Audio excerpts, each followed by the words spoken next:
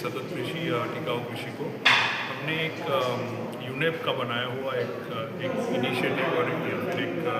Technique आप बोल सकते हैं, उसका हमने इसमें एप्लीकेशन किया है। उसका नाम है टीम, जिसको बोलते हैं economics of ecosystem and biodiversity. तो टीम एक ऐसा अप्रोच है या मेथड है जो ये समझाता है कि जो कृषि है वो किस तरीके से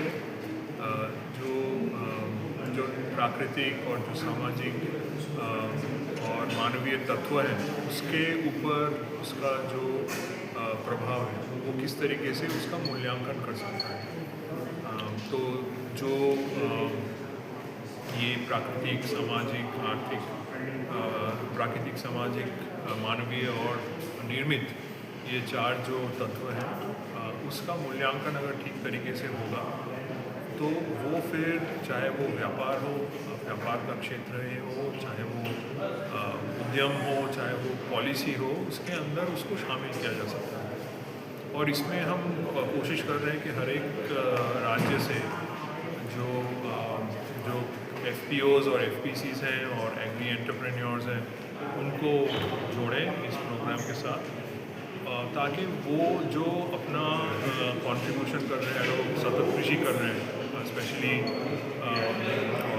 जैविक कृषि या कृषि वानिकी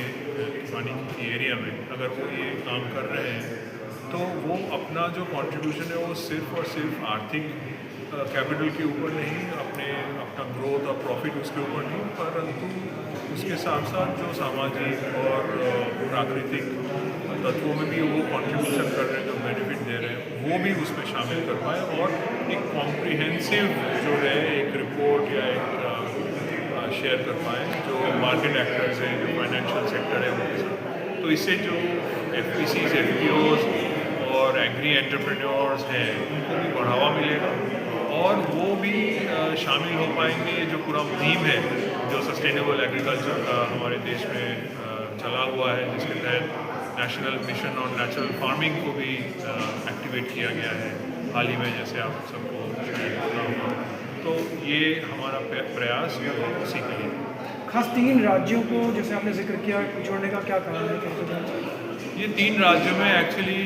यूनेप जो UN एजेंसी है वो पहले से काम कर रही थी और उनका रिलेशनशिप, जैसे आप जानते हैं, हर UN एजेंसी गवर्नमेंट के साथ विशेष रूप से इंगेज होता है और ये 3 स्टेट्स में ये यूनेप पहले से ऑलरेडी उनका इंगेजमेंट था। तो ये एक आप बोल सकते हैं कि उसका एक एक्सटेंशन है कि हम अभी